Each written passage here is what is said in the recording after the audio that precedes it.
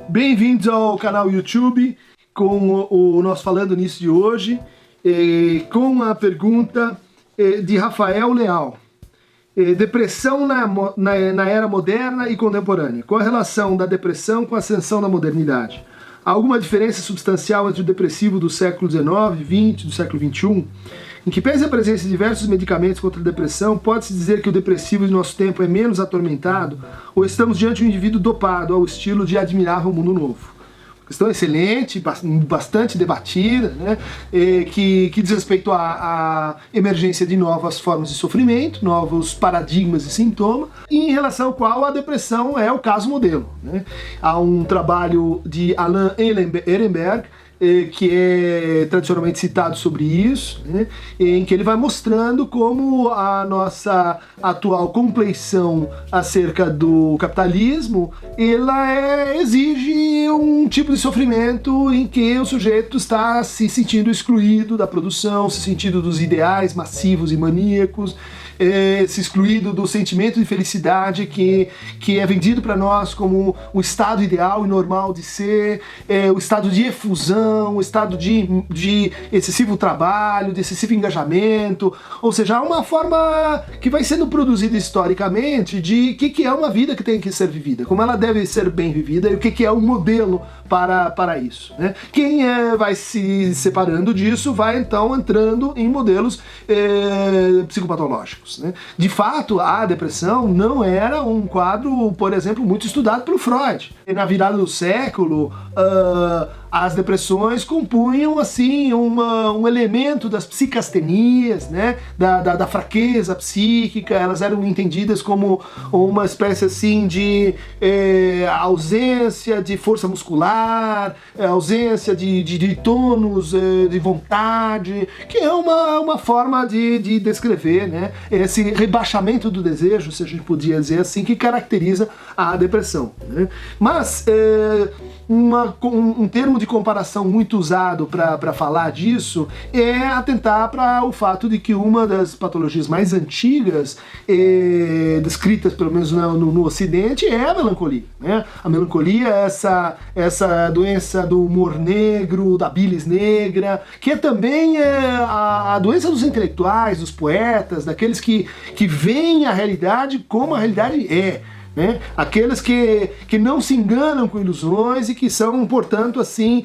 capazes de uma autosseparação tão forte que os permite enxergar a realidade com mais acuracidade. Há um elemento importante na ascensão da depressão como modelo principal de sofrimento, que diz respeito ao desmembramento a partir do DSM-3, a partir dos anos 80, da neurose como uma categoria que integrava diferentes tipos de sintomas, né? Que entendia a depressão como um sintoma secundário ou como um sintoma associado aos outros sintomas que aquele sujeito tinha. O que acontece com a saída do paradigma da neurose proveniente da psicanálise e a entrada da depressão é que isso indica que nós mudamos a forma de relacionarmos com o nosso sofrimento. Ele passa a ser cada vez mais segmentado.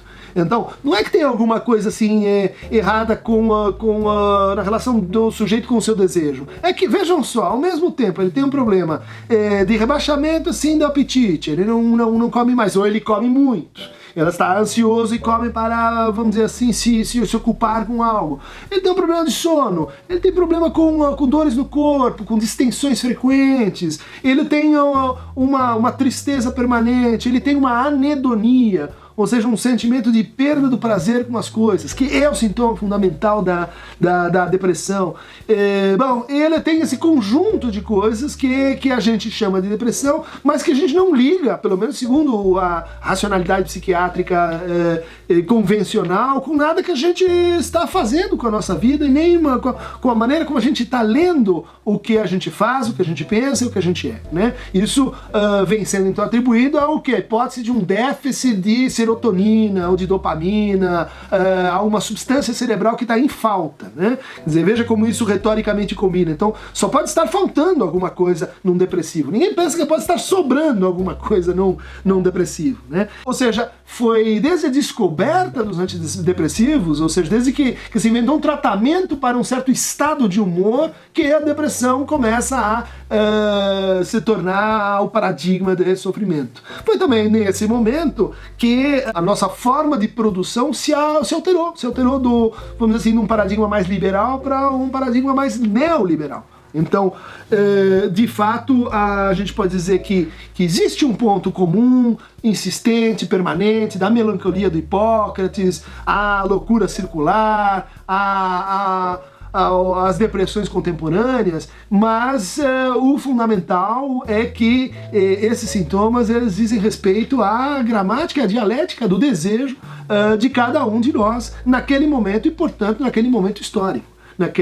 Naquele estilo de demanda, naquele ideal de vida que nos é proposto. Para mencionar um livro que aborda as depressões de forma convincente, interessante, envolvente, eu gostaria de trazer o livro da minha amiga Maria Rita Kell, O Tempo e o Cão, editado pela Boitempo, que ganhou o prêmio Jabuti e que é até hoje um dos melhores trabalhos brasileiros sobre a depressão. O Tempo e o Cão, a atualidade das depressões, Maria Rita Kell. É isso, gente. Quem quiser fazer perguntas, comentários e críticas ao nosso canal, pode clicar aqui no Aqueronta Movebo, na parte de baixo do canal YouTube.